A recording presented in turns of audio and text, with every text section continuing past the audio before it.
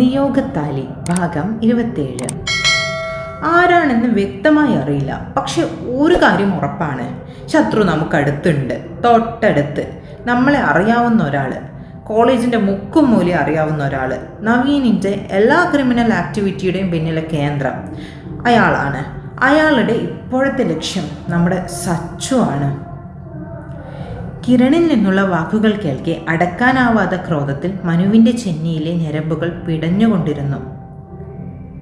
നീ ഇങ്ങനെ റേസ് ആവാതെ ആദ്യം നമുക്ക് അത് ആരാണെന്ന് കണ്ടുപിടിക്കാം, എന്നിട്ട് വേണം അവനിട്ടൊരു യമണ്ടം പണി കൊടുക്കാൻ. ദേഷ്യവും ടെൻഷനും താങ്ങാനാവാതെ ചൂണ്ടുവിരലും തള്ളവിരലും കൊണ്ട് നെറ്റിയിലൂടെ വിരലോടിച്ചു റൂമിലൂടെ അങ്ങോട്ടും ഇങ്ങോട്ടും നടക്കുന്ന മനുവിനെ കാണെ ആൽഫി പറഞ്ഞു. മനു എന്തോ ഓർത്ത പോലെ കിരണിനടുത്തുള്ള ചെയറിൽ വന്നിരുന്നു. ആൽഫിയും അവൻ്റെ ബെഡിനോരം ഇരുന്നു. ഇന്നലെ ശരിക്കും എന്താ സംഭവിച്ചത്? എങ്ങനെ ഈ അപകടം ഉണ്ടായത്? കിരണിനെയും ആൽഫിയെയും മാറി മാറി നോക്കി മനു. നവീനെ തപ്പി ഇറങ്ങിയതായിരുന്നു ഞങ്ങൾ. സാധാരണ അവനുണ്ടാകാറുള്ള ഇടങ്ങളൊക്കെ അരിച്ചു പെറുക്കി അന്വേഷിക്കുമ്പോഴാണ് അവൻ്റെ ഒരു ഫ്രണ്ട് ഇവൻ സിറ്റിക്കടുത്തുള്ള നമ്മുടെ ന്യൂറോൺ അപ്പാർട്ട്മെൻറ്റിലുണ്ടെന്ന് പറഞ്ഞത്. ആ ചെറുക്കൻ എന്തോ വലിച്ച് കയറ്റി കോൺ തെറ്റിയിരിക്കുകയായിരുന്നു. ബോധമില്ലാതെ വിളിച്ചു പറഞ്ഞത് കൊണ്ട് തന്നെ ആദ്യം അവിടെ പോകണ്ടെന്നാണ് ഞങ്ങൾ വിചാരിച്ചത്. എങ്കിലും അവനെയും അവൻ്റെ ഗ്യാങ്ങിനെയും എവിടെയും കാണാതായപ്പോൾ അങ്ങോട്ട് ഞങ്ങൾ പോയി. അവിടെ എത്തുമ്പോൾ അവന്മാർ അപ്പാർട്ട്മെൻറ്റിൻ്റെ മുൻപിലുള്ള റോഡിലുണ്ട്. ആടിക്കുഴഞ്ഞ് നിൽക്കുന്നവരെ കണ്ടപ്പോൾ തന്നെ മനസ്സിലായി എല്ലാം എന്തോ കുത്തിക്കയറ്റി നിൽക്കുകയാണെന്ന്. ഞങ്ങൾക്ക് വലിയ പണിയൊന്നും എടുക്കേണ്ടി വന്നില്ല. ശരിക്ക് ആദ്യത്തെ അടി കൊടുക്കുമ്പോൾ തന്നെ എല്ലാവന്മാരും താഴെ വീണിരുന്നു. എന്നാലും ഒരു മനസുഖത്തിന് വേണ്ടി ഹോക്കി സ്റ്റിക്ക് കൊണ്ട് കുറച്ചധികം അങ്ങ് തലോടി ഞങ്ങൾ. ഒരു വെടക്ക് ചിരിയോടെ പറയുന്ന കിരണിനെ കാണെ മനു അവനെ കൂർപ്പിച്ചു നോക്കി. നിനക്ക് എങ്ങനെ ഈ അപകടം പറ്റിയെന്ന് പറയേണ്ടതുണ്ടി, തലോടലും ഉറക്കലും ഒക്കെ പിന്നെ. അരിശത്തോടെ മനു പറഞ്ഞു. ഞാൻ പറയാം. എന്തോ കൊനിഷ്ഠ പറയാൻ വാ തുറന്ന കിരണിനെ പറയാൻ അനുവദിക്കാതെ ആൽഫി തുടർന്നു. എല്ലാത്തിനെയും ഒരു പരുവമാക്കിയ ശേഷം പോകാൻ ഒരുങ്ങുമ്പോഴാണ് അവന്മാരുടെ ബാഗിൽ നിന്ന് തെറിച്ചു വീണ ഒരു ബണ്ടിൽ ഞങ്ങൾ കാണുന്നത്. അതിൻ്റെ കവർ അല്പം മാറ്റി നോക്കുമ്പോൾ മനസ്സിലായി ഡ്രഗ്സ് ആണെന്ന്. അവന്മാർക്ക് കുറച്ച് ദിവസത്തേക്ക് യൂസ് ചെയ്യാനുള്ളതാണെന്ന് തോന്നി. അത് കിട്ടാതെ അവന്മാർ കുറച്ച് ഭ്രാന്ത് പിടിക്കട്ടെ എന്ന് വിചാരിച്ച് അവിടെ നിന്ന് പോരുമ്പോൾ കൂടെ ആ കിട്ടും ഞങ്ങളിങ്ങടുത്ത്. ഈ പരിപാടി കഴിയും വരെ അത്രയും സമയം ഞങ്ങൾ മൂന്നും പച്ചക്കായിരുന്നു. എല്ലാം കഴിഞ്ഞപ്പോൾ ഒന്ന് വീശാമെന്ന് കരുതി ഒരു കുപ്പിയും വാങ്ങി കോളേജിന് പുറകുള്ള പൊന്തക്കാട്ടിനുള്ളിൽ നമ്മുടെ സ്ഥിരം പ്ലേസില്ലേ, ആ വെള്ളമടി പ്ലേസിലേക്ക് വിട്ടു. പക്ഷെ 2 ബാഗ് അടിക്കുമ്പോഴേക്കും എവിടെ നിന്നോ ഒരുത്തൻ അവിടേക്ക് വന്നു. മുഖവും ശരീരവും ഒക്കെ ഫുൾ കവേർഡായിരുന്നു. ഹുഡിയും ധരിച്ചിരുന്നു. പിന്നെ കയ്യിലൊരു ഗണ്ണുമുണ്ട്. അത് ചൂണ്ടി നിർത്തി ഞങ്ങൾ എടുത്തുകൊണ്ടുവന്ന ബണ്ടിൽ അയാൾ തിരികെ വാങ്ങിച്ചു. അവൻ്റെ ശ്രദ്ധ അല്പം പാളിയ സമയത്ത് കിരൺ അയാളെ വലിച്ച് താഴെയിട്ട്. പക്ഷേ അപ്പോൾ തന്നെ ആ തെണ്ടി വീണ് കിടന്നിടത്തുനിന്ന് കിട്ടിയ ഗ്ലാസ്സില്ലേ, ആ ഗ്ലാസ് പൊട്ടിച്ച് ഇവൻ്റെ കാലിൽ കുത്തി.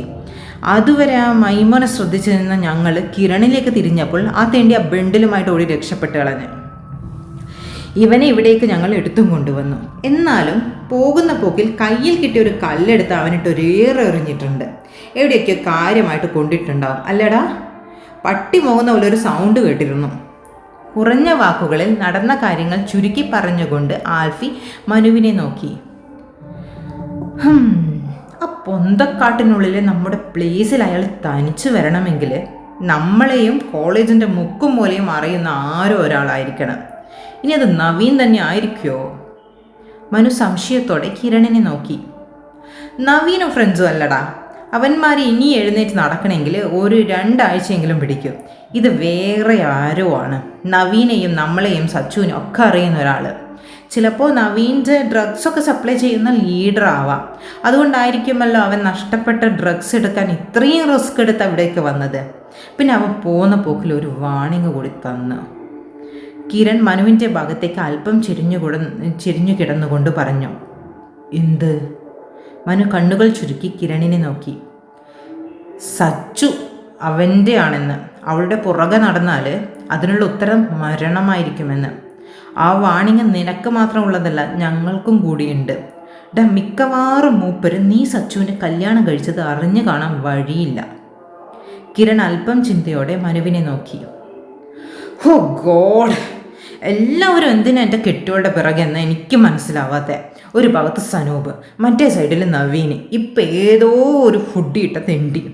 മനുഷ്യനൊന്ന് ജീവിച്ചു തുടങ്ങുന്നേ ഉള്ളൂ. കുറേ കാലം ഞാനും അവളും തമ്മിൽ ഫൈറ്റായിരുന്നു. അതൊക്കെ ടൈപ്പായി ഞങ്ങൾ സെറ്റായപ്പോൾ ഇപ്പോൾ പുറത്തുനിന്ന് കുറേ അവന്മാർ. ഇതൊക്കെ തീർത്ത് ഇനി എപ്പോഴാണ് ഞങ്ങളൊന്ന് ജീവിച്ചു തുടങ്ങുക? തുടരെ തുടരെ ഉണ്ടാകുന്ന പ്രശ്നങ്ങളെക്കുറിച്ചോർത്ത് അല്പം അസ്വസ്ഥതയോടെ മനു നെടുവീർപ്പിട്ടു. എന്തോ എങ്ങനെ? ജീവിക്കാത്തത് കൊണ്ടാവും പെങ്ങളുടെ കഴുത്തിലും കയ്യിലും ഒക്കെ ചുവന്ന പാടുകൾ. അതിൻ്റെ കണ്ണൊക്കെ ഇടുങ്ങി കാണുമ്പോഴേ അറിയാം ഇന്നലെ ഒരുപോലെ കണ്ണടച്ചിട്ടില്ല അവളെന്ന്. എന്നിട്ട് അവൻ്റെ ഒരു സങ്കടം. കിരണിൻ്റെ വാക്കുകൾ കേട്ടപ്പോൾ ആൽഫി ആണോ എന്ന ഭാവത്തിൽ മനുവിനെ നോക്കി. മനുവാണെങ്കിൽ ഈ തെണ്ടി കിടന്ന കിടപ്പിൽ ഇതൊക്കെ എങ്ങനെ എപ്പോൾ കണ്ടെന്ന അതിശയത്തിലാണ്. ഇന്നലെ ഒന്നും നടന്നില്ലെന്ന് ഈ തെണ്ടികളെ എങ്ങനെ പറഞ്ഞ് മനസ്സിലാക്കും? വെള്ളം അടിച്ച് കണ്ണിടുങ്ങിയതിന് ഇങ്ങനെയൊക്കെ വ്യാഖ്യാനിക്കാമോ? പിന്നെ പാട്. അത് മിനിഞ്ഞാന്നത്തെ ആക്രാന്തത്തിൽ പറ്റിപ്പോയതല്ലേ. അവൾക്കിതൊക്കെ ഒന്ന് മറച്ച് നടന്നൂടെ? മനസ്സിൽ ചിന്തിച്ചുകൊണ്ട് മനു ദയനീയതയോടെ ആൽഫിയെയും കിരണിനെയും നോക്കി. പൊളിച്ചല്ലോ മോനെ നീ. ഫസ്റ്റ് എക്സ്പീരിയൻസ് എങ്ങനെ ഉണ്ടടാ? ഒന്ന് പറയടാ. ആൽഫി കുറച്ചുകൂടെ നീങ്ങിയിരുന്ന് മനുവിൻ്റെ ഷോൾഡറിൽ പ്രതീക്ഷയോടെ കൈവച്ചു. അവൾ എൻ്റെ ഭാര്യ മാത്രമല്ല, നിങ്ങളുടെ ടീച്ചറും കൂടിയാണ്. ചോദിക്കുന്നതിന് അല്പം മര്യാദയൊക്കെ ആവാം. ഒരു ടീച്ചറെ കുറിച്ച് ഇങ്ങനെയൊക്കെ ചോദിക്കാൻ നിനക്കൊക്കെ ഉളുപ്പുണ്ടോടാ? ആൽഫിയുടെ കൈ തട്ടി മാറ്റി അവനെ ഒന്ന് ചെറഞ്ഞു നോക്കി മനു. ഓ, നിനക്ക് ചെയ്യുന്നതിന് കുഴപ്പമില്ല, ചോദിച്ചതാണിപ്പോൾ കുഴപ്പം. അവൾ ഞങ്ങളുടെ മാത്രം ടീച്ചറല്ല, നിൻ്റെയും കൂടെയാണ്. ആ ഓർമ്മ നിനക്കുമുണ്ടായാൽ മതി. ഒരു മര്യാദക്കാരൻ വന്നിരിക്കുന്നു. ആൽഫിയും വിട്ടുകൊടുത്തില്ല. ഓഫ്, രണ്ടു മൂന്ന് നിർത്തുന്നുണ്ടോ? നമ്മൾ മാറ്ററിൽ നിന്ന് വിട്ടു. നിനക്കിട്ട് പണിത തെണ്ടിയെ കണ്ടുപിടിക്കാനുള്ള വഴി ആലോചിക്കുന്നതിന് പകരം രണ്ടും വെറുതെ കിടന്ന് മെഴുകുക. പോരുകോഴികളെ പോലെ ചെറഞ്ഞു നോക്കുന്ന ആൽഫിയെയും മനുവിനെയും നോക്കിക്കൊണ്ട് കിരൺ അലറി. അതോടെ ബോധം വന്ന പോലെ മൂന്നിൻ്റെയും ചിന്ത ശത്രുക്കളെക്കുറിച്ചായി. അപ്പോൾ ഇനി എന്താ പ്ലാൻ? ആൽഫി രണ്ടാളെയും നോക്കി. മനുവിൻ്റെ കണ്ണുകൾ കിരണിലേക്ക് നീണ്ടു. കിരൺ തൻ്റെ വലങ്കൈ നീട്ടിപ്പിടിച്ചു. Mission hoodie starts now. കിരണിൻ്റെ കൈവെള്ളയിലേക്ക് രണ്ടു കൈകൾ കൂടി ചേർന്ന് വന്നു. ഒന്നിൻ്റെ കുറവുണ്ട്. അതീവ ഗൗരവത്തോടെ പരസ്പരം നോക്കിക്കൊണ്ടിരിക്കെ കിരൺ പറഞ്ഞു, അത് ഫാർമസിയിൽ നിന്ന് വരുമ്പോൾ നമുക്ക് ചേർക്കാം. എങ്കിൽ ഓക്കെ. മിഷൻ പാലക്കാട് പോലെ ഇതും ഞാനൊരു കലക്കും. ആവേശത്തോടെ കിരൺ തൻ്റെ കൈക്ക് മുകളിലുള്ള കൈകളെ പിടിച്ചു കുലുക്കി. ഇരുന്ന് മടുത്തോ മിസ്സേ? നല്ല തിരക്കായിരുന്നു അവിടെ. വാ പോകാം. അടുത്തുള്ള വെയിറ്റിംഗ് ചെയറിൽ സച്ചുവിനെ ഇരുത്തി മരുന്ന് വാങ്ങാൻ പോയ മിഥുൻ മരുന്നും വാങ്ങി തിരിച്ചു വന്ന് സച്ചുവിനെ വിളിച്ചു. എല്ലാം കിട്ടിയോ? എഴുന്നേറ്റ് മിഥുൻ്റെ കൂടെ നടക്കുമ്പോൾ അവൾ തിരക്കി. തലയും നാട്ടിക്കൊണ്ട് മറുപടി കൊടുത്തവൻ. നല്ല തിരക്കാണല്ലേ അവിടെ? ആൾക്കാരുടെ തിരക്ക് കണ്ട് മിഥുൻ്റെ അടുത്തേക്ക് അല്പം കൂടി ഒതുങ്ങി നടന്നു സച്ചു. ഇത് കാഷ്വാലിറ്റി ഏരിയ ആണ്. ഏതെങ്കിലും എമർജൻസി കേസ് വന്നു കാണും. ചുറ്റുമൊന്ന് കണ്ണോടിച്ചുകൊണ്ട് സച്ചുവിനെ കൂട്ടി വേഗത്തിൽ മുൻപോട്ട് നടന്നു മിഥുൻ. സൗപർണിക! ആരോ വിളിക്കുന്നത് പോലെ തോന്നി. സച്ചുവും മിഥുനും ചുറ്റും നോക്കി. ആരെയും കാണാതായപ്പോൾ മുൻപോട്ട് ചുവട് വെച്ചതും വീണ്ടും കുറച്ചുകൂടെ ശബ്ദത്തോടെ സച്ചുവിൻ്റെ പേര് വിളിക്കുന്നത് കേട്ടു. രണ്ടുപേരും തിരിഞ്ഞു നോക്കുമ്പോൾ കണ്ടത് രൂക്ഷമായി നോക്കിക്കൊണ്ട് കയ്യിലൊരു കെട്ടുമായി അവരെ ലക്ഷ്യമാക്കി വേഗത്തിൽ നടന്നു വരുന്ന സനൂപിനെയാണ്. സൗപർണിക എന്താ ഇവിടെ? ചോദിക്കുമ്പോൾ രൂക്ഷമായി മിഥുനെ ഒന്ന് നോക്കാനും മറന്നില്ല അവൻ. മിഥുൻ കണ്ടില്ലെങ്കിലും സച്ചു അത് വ്യക്തമായി കണ്ടു. ഒരു പരിചയക്കാരനെ കാണാൻ വന്നതാ. സാർ എന്താ ഇവിടെ? സനൂപിൻ്റെ ഭാവം ഇഷ്ടപ്പെടാത്തത് കൊണ്ട് തന്നെ അത്ര തെളിച്ചമില്ലാത്ത ഭാവത്തിൽ സച്ചു ചോദിച്ചു. കോളേജിൽ വെച്ച് എൻ്റെ കൈയൊന്ന് മുറിഞ്ഞു, അത് ഡ്രസ്സ് ചെയ്യാൻ വന്നതാ. മിഥുൻ വേഗം അടുത്തേക്ക് ചെന്ന് സനൂപിൻ്റെ കൈ നോക്കി. നല്ല മുറിവുണ്ടല്ലോ സാർ. തനിച്ചാണോ വന്നത്? കൂടെ ആരുമില്ലേ? സാറാണെന്നുള്ള ബഹുമാനം നിറഞ്ഞു നിന്നു വാക്കുകളിൽ. കൂടെ വേറെ സ്റ്റാഫുണ്ട്. നവീനും പിള്ളേരും ഇവിടെ ആക്സിഡൻറ്റ് പറ്റി ഇവിടെ കിടപ്പുണ്ട്. കൂടെ വന്നവരെ കാണാൻ പോയി. മിഥുന് മറുപടി കൊടുക്കുമ്പോഴും സനൂപിൻ്റെ കണ്ണുകൾ സച്ചുവിലായിരുന്നു. അവൾ എന്താ മിഥുനിൻ്റെ കൂടെ എന്ന ആശങ്ക അവനെ പൊതിഞ്ഞു. എന്തേ, സാറ് കാണാൻ പോയില്ലേ? ഒരു പുച്ഛഭാവത്തോടെ മിഥുൻ സനൂപിനെ നോക്കി. ഇല്ല, കാണാൻ പോകാൻ നോക്കുമ്പോഴാണ് നിങ്ങളെ കണ്ടത്. പോയി കാണണം, എൻ്റെ പിള്ളേരല്ലേ. പറയുമ്പോഴുള്ള സനൂപിൻ്റെ കണ്ണുകളിലെ തിളക്കം മിഥുനും സച്ചുവും ഒരുപോലെ ശ്രദ്ധിച്ചു. ഓ, എന്നാ സാറ് ചെല്ലാം.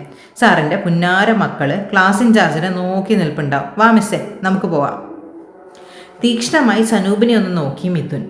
ഇനിയൊന്നും സംസാരിക്കാൻ താല്പര്യമില്ലാത്ത പോലെ സച്ചുവിൻ്റെ കൈപിടിച്ചു മിഥുൻ മുൻപോട്ട് നടന്നു.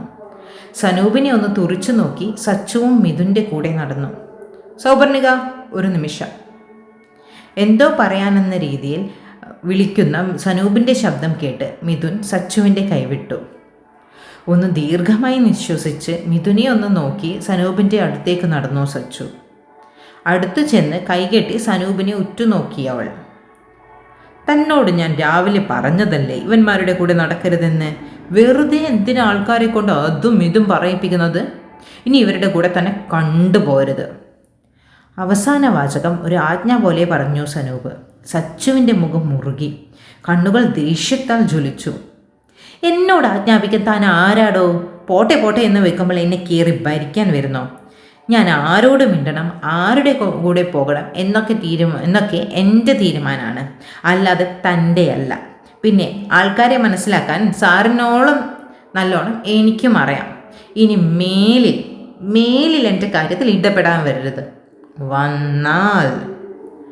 അവസാന വാചകം പറയുമ്പോൾ സച്ചുവിൻ്റെ ചൂണ്ടുവിരൽ സനൂപിന് നേരെ ഒരു വാണിംഗ് പോലെ ഉയർന്നു. തിരിഞ്ഞു നടക്കുമ്പോൾ അവൾക്കറിയാമായിരുന്നു അവൻ്റെ കണ്ണുകൾ അവളിലും മിഥുനിലും തന്നെ കുടുങ്ങിക്കിടക്കുന്നുണ്ടാകുമെന്ന്. ഭക്ഷണമൊക്കെ കഴിച്ച് ഡിസ്ചാർജ് ബില്ല് വരാനുള്ള കാത്തിരിപ്പിലായിരുന്നു അവർ. എല്ലാവരുമായി സംസാരിച്ചിരുന്നപ്പോൾ തിരിച്ചു കോളേജിൽ പോകാൻ മടിയായ സച്ചു ആഫ്റ്റർനൂൺ ലീവാണെന്ന് വിളിച്ചു പറഞ്ഞു കോളേജിൽ. ബില്ല് റെഡി ആയിട്ടുണ്ട്, താഴെ റിസപ്ഷനിലേക്ക് ചെന്നോളൂ. ഡോറ് തുറന്ന് ഉള്ളിലേക്ക് കയറാതെ അവിടെ തന്നെ നിന്നുകൊണ്ട് മേഘ പറഞ്ഞു. എല്ലാവരുടെയും കണ്ണുകൾ ഡോറിലേക്ക് നീണ്ടു. ഡ്യൂട്ടി കഴിഞ്ഞ് പോകാൻ ഇറങ്ങിയതാണ് മേഘ. സ്കേർട്ടും ടോപ്പുമാണ് വേഷം. നേരത്തെ കണ്ടതിൽ നിന്നും വളരെ വ്യത്യസ്തയായി തോന്നി ആൽഫിക്ക്, ഒരു കൊച്ചു കുഞ്ഞിനെ പോലെ. മേഘ പോയിട്ടും ആൽഫിയുടെ കണ്ണുകൾ ചലിക്കാതെ അങ്ങോട്ട് തന്നെ പതിച്ചു നിന്നു. കൂട്ടച്ചുമയാണ് അവനെ ഉണർത്തിയത്. ആള് വീണോ? കുസൃതിച്ചീരിയോടെ ആൽഫിയെ നോക്കി മനു. എവിടെ, ഒടുക്കത്തെ മുറ്റ പോയ സാധനത്തിന്. പറയുമ്പോൾ കുഞ്ഞു ചിരി വിരിഞ്ഞു ആൽഫിയുടെ ചുണ്ടിൽ. അപ്പോൾ നീ വീണെന്ന് സാരം. കളിയാക്കലോടെ ആൽഫിയുടെ ഇരുതോളിലൂടെയും മനുവും മിഥുനും കൈയിട്ട് കെട്ടിപ്പിടിച്ചു. അടുത്തു തന്നെ ചിരിയോടെ കിരണം. നാൽവർ സംഘത്തിൻ്റെ സൗഹൃദം നോക്കി കണ്ട് സച്ചുവും. ആ നിമിഷമാണ് മനുവിൻ്റെ ഫോൺ റിങ് ചെയ്തത്. അതിൽ തെളിഞ്ഞ പേര് കണ്ട മനുവിൻ്റെ മിഴികൾ സംശയത്തോടെ ചുരുങ്ങി. ഉള്ളിൽ ആശങ്ക നിറഞ്ഞു. സച്ചുവിൻ്റെയും മറ്റുള്ളവരുടെയും കണ്ണുകൾ മനുവിൻ്റെ റിങ് ചെയ്യുന്ന ഫോണിലായിരുന്നു. ഹലോ, നാളെ വന്നാൽ പോരെ? എന്തെങ്കിലും പ്രശ്നമുണ്ടോ? ശരി, ഞങ്ങൾ ഇന്നേരം വരാം. കോൾ കട്ട് ചെയ്ത് ഇരു കൈകളും ഇടുപ്പിൽ കൊത്തി മുകളിലേക്ക് നോക്കി ഒരു ദീർഘശ്വാസം പുറത്തേക്ക് വിട്ടവൻ. അവൻ്റെ ചെയ്തികളെല്ലാം കണ്ട് മറ്റുള്ളവർ പകച്ചു നോക്കി. എന്ത് പറ്റിയിടാ? ആരാ വിളിച്ചേ? കിരൺ അല്പം ടെൻഷനോടെ മനുവിനെ വിളിച്ചു. ദി ഗ്രേറ്റ് മേലെപ്പാട്ട് കാരണവത്തി സരസ്വതി അമ്മ, എൻ്റെ അച്ചമ്മ. ആശങ്കയോടെ മനുവിനെ ഉറ്റുനോക്കുന്ന സച്ചുവിനോടായി പറഞ്ഞു. അച്ചമ്മയാണോ? നിന്റെ നിൽപ്പും ഭാവവും കണ്ടപ്പോൾ ഞാൻ വിചാരിച്ചു അടുത്ത കുരിശ് ട്രെയിൻ പിടിച്ച് വന്നെന്ന്. അല്ലേ സച്ചു? കിരൺ ഒരു ചിരിയോടെ സച്ചുവിനെ നോക്കി അതേ എന്ന അർത്ഥത്തിൽ തിരിച്ചൊരു തലകുലുക്കൽ അവനും കിട്ടി. അത്രയ്ക്കങ്ങ് ആശ്വസിക്കണ്ട, മിക്കവാറും ഇത് ഞങ്ങൾക്കുള്ള അടുത്ത പണിയാകാനാണ് സാധ്യത. മേൽപ്പത്തൂർ നാളെ തറവാട്ടിൽ വരുന്നുണ്ടെന്ന് ഞങ്ങളെ കാണാൻ. ഇന്ന് തന്നെ തറവാട്ടിലെത്തണമെന്നാണ് ഓർഡർ. ഇനി അടുത്തത് എന്ത് കുരിശാണാവോ എന്തോ. മനു പറഞ്ഞു തീരുമ്പോഴേക്കും സച്ചു ചാടി എഴുന്നേറ്റു. അവൾ ആകെ പരിഭ്രമിച്ചു. അതുവരെ ചിരിച്ചു കളിച്ചു നിന്ന സച്ചുവിൻ്റെ മാറ്റത്തിൽ എല്ലാവരും ഞെട്ടി. മേൽപ്പത്തൂർ എന്തിനാ നമ്മളെ കാണാൻ വരുന്നേ? എനിക്ക് പേടിയാവുന്നു മനുവേട്ടാ. ഇനിയും പ്രശ്നങ്ങളൊന്നും അവസാനിച്ചില്ലാവോ? ഭയത്തോടെ മനുവിൻ്റെ കൈത്തുടയിൽ ഇരു കൈകളും കൊണ്ട് ചുറ്റിപ്പിടിച്ചവൾ. ഹേ, ടെൻഷൻ ആവാതെടാ, ഒന്നും ഉണ്ടാവില്ല. തറവാട്ടിൽ വരുന്നത് കൊണ്ട് അച്ചമ്മ വെറുതെ വിളിപ്പിച്ചതാവും ചിലപ്പോൾ. എന്തായാലും നമുക്ക് ഇറങ്ങാം. ഇന്ന് തന്നെ അവിടെ എത്തണം. ഫ്ലാറ്റിൽ പോയി ഒന്ന് ഫ്രഷ് ആയിട്ട് പുറപ്പെടാം. സച്ചുവിൻ്റെ കയ്യിൽ മൃദുവായി തലോടിക്കൊണ്ട് സമാധാനിപ്പിച്ചവൻ. എന്നിട്ടും പേടിയോടെ നിന്നവളെ കുറച്ചു സമയം കൂടി അവിടെ നിർത്തി ആൽഫിയും മിഥുനും കിരണും കൂടിയ മുന്തിയ ഇനം ചളികൾ ഇറക്കി ചിരിപ്പിച്ചിട്ടാണ് വിട്ടത്. മൂവരോടും യാത്ര ചോദിച്ച് ഹോസ്പിറ്റൽ പാർക്കിങ്ങിലേക്ക് നടക്കുമ്പോൾ സച്ചു തീർത്തും സന്തോഷവതിയായിരുന്നു. കൈവിരലുകൾ കോർത്ത് മറുകൈയാൽ അവൻ്റെ കൈ ചുറ്റിപ്പിടിച്ച് മനുവിൻ്റെ ഷോൾഡറിൽ തലചായ്ച്ച് നടന്നു പോകുന്ന സച്ചുവിൻ്റെ ചിരി, അത്രമേൽ പകയോടെ നോക്കുന്ന ആളെ മാത്രം ആ നിമിഷം അവർ രണ്ടുപേരും കണ്ടില്ല. അമ്മ എന്താ പറഞ്ഞ്? അച്ഛൻ എന്തിനാ വിളിപ്പിച്ചതെന്നറിയോ? അലമാരിയിൽ നിന്നും ഡ്രസ്സൊക്കെ പുറത്തേക്ക് എടുത്തു വെക്കുന്ന സച്ചു അതൊക്കെ നിർത്തി റൂമിലേക്ക് വരുന്ന മനുവിനെ നോക്കി. മനു ഉഷയെ ഫോൺ വിളിച്ചു സംസാരിച്ചിട്ട് വരുന്നതായിരുന്നു.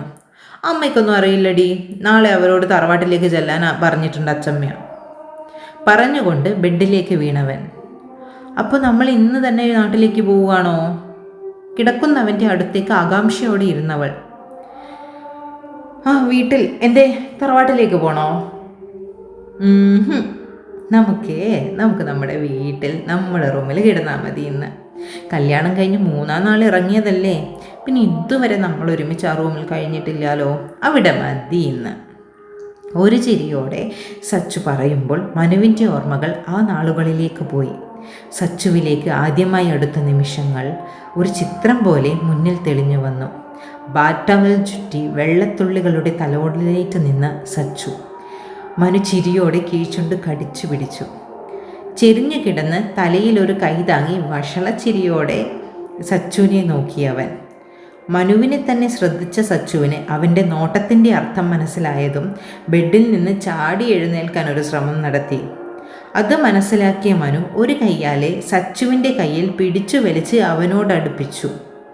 വീണിടത്ത് നിന്നും വീണ്ടും പിടഞ്ഞെഴുന്നേൽക്കുന്നവളെ തടഞ്ഞുകൊണ്ട് അതിന് സമ്മതിക്കാതെ ഇരു കൈകൾ കുത്തി അവൾക്ക് മുകളിൽ കിടന്നു മനു. എങ്ങോട്ടാ നീ ഓടുന്നേ? മനുവിനെ നോക്കാതെ തെന്നി മാറിക്കൊണ്ടിരിക്കുന്ന സച്ചുവിൻ്റെ മിഴികളിലേക്ക് നോക്കിയവൻ. നമുക്ക് പോണ്ടേ? ഞാൻ എല്ലാം എടുത്തു വെക്കട്ടെ, മാറി. അല്പം ധൈര്യം സംഭരിച്ചവൾ മനുവിനെ നോക്കി. പക്ഷേ അവൻ്റെ കണ്ണുകളിൽ തെളിയുന്ന ഭാവം സച്ചുവിനെ തളർത്തി. പോകണമല്ലോ, അതിന് ഇനിയും സമയമുണ്ടല്ലോ. ഇപ്പം നമുക്ക് വേറൊരു യാത്ര പോകാം. എന്തേ, വരില്ലേ എൻ്റെ കൂടെ? കുസൃതി നിറഞ്ഞുകൊണ്ട് ഇളം പുഞ്ചിരിയോടെ ചോദിക്കുന്ന മനുവിനെ അവൾ കണ്ണെടുക്കാതെ നോക്കി നിന്നു. അവൻ്റെ ചുണ്ടുകൾ അവളിലേക്ക് താഴ്ന്നു വരുമ്പോൾ അവനെ സ്വീകരിക്കാൻ എന്ന പോലെ അവളുടെ കൈകൾ അവനിൽ മുറുകി. വീണ്ടും ഒരിക്കൽ കൂടി അവരുടെ പ്രണയസല്ലാപങ്ങൾ നിറഞ്ഞു നിന്നു ആ മുറിയിൽ. സമയം കടന്നുപോയി.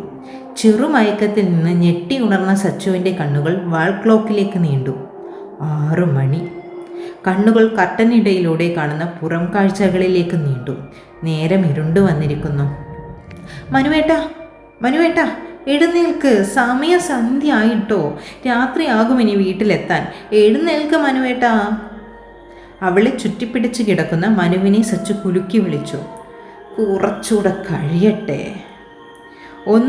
ഒന്നുകൂടി കുറുകിക്കൊണ്ട് സച്ചുവിൻ്റെ കഴുത്തിടക്കിലേക്ക് മുഖം ചേർത്ത് വെച്ചു അവൻ. കുളിർന്നപ്പോൾ കഴുത്ത് വെട്ടിച്ചു സച്ചു. പ്ലീസ് എഴുന്നേക്കുന്നേ, അമ്മ കാത്തിരിപ്പുണ്ടാവും. ഓരോരോ വേണ്ടാതിനെ കാട്ടി ഇപ്പോൾ തന്നെ നേരം വൈകി. ഇനിയും ഉറങ്ങല്ലേ പ്ലീസ് മനുവേട്ടാ. ചേർന്ന് കിടക്കുന്ന മനുവിനെ വലിച്ചു മാറ്റാൻ ശ്രമിച്ചു സച്ചു. വേണ്ടാതീനമല്ലടി, വേണ്ടുന്നതാണ് ഇത്ര സമയം ചെയ്തത്. അവിടെ എത്തിയാലും ഇതൊക്കെ തന്നെയാണ് ഇന്നെൻ്റെ ജോലി. മുഖമുയർത്തി കള്ളച്ചിരിയോടെ അവളെ നോക്കി പറയുന്ന മനുവിനെ കാണെ സച്ചുവിൻ്റെ കണ്ണുകൾ മിഴിഞ്ഞു വന്നു. ഇനിയുണ്ടോ? പകപ്പോടെ ചോദിച്ചവൾ.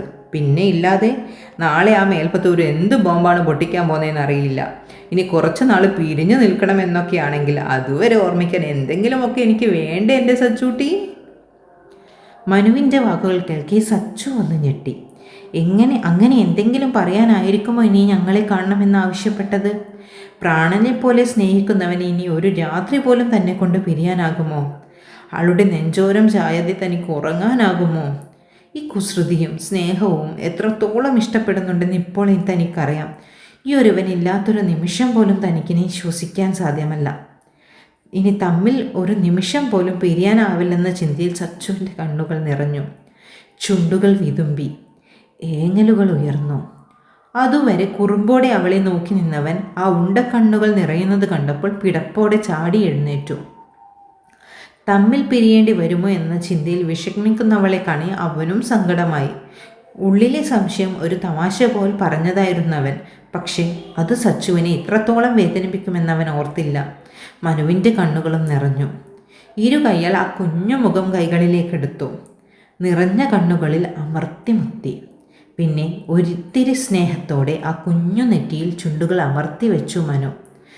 അങ്ങനെ ഒന്നും ഉണ്ടാവില്ല കേട്ടോ, ഞാൻ ചുമ്മാ നിന്നെ ചൊടിപ്പിക്കാൻ പറഞ്ഞതല്ലേ. നമ്മളെ മേലപ്പാട്ടമ്മ ചേർത്ത് വെച്ചതല്ലേ. ഒരിക്കലും ആരും പിരിക്കില്ല കേട്ടോ നമ്മളെ. സച്ചുവിനെ നെഞ്ചോട് ചേർത്ത് നിർത്തി ആശ്വസിപ്പിക്കുമ്പോഴും മനുവിൻ്റെ ഉള്ളം നാളെ എന്ത് എന്ന ചിന്തയിൽ വിറച്ചിരുന്നു. ദൈവത്തെ തോൽപ്പിച്ച് അവരെ പിരിക്കാൻ കാത്തുനിൽക്കുന്ന ചില മനുഷ്യരുടെ കരുനീക്കങ്ങൾ പിന്തുടരുന്നതറിയാതെ അവർ അന്ന് മേലെപ്പാട്ടേക്ക് യാത്ര തിരിച്ചു.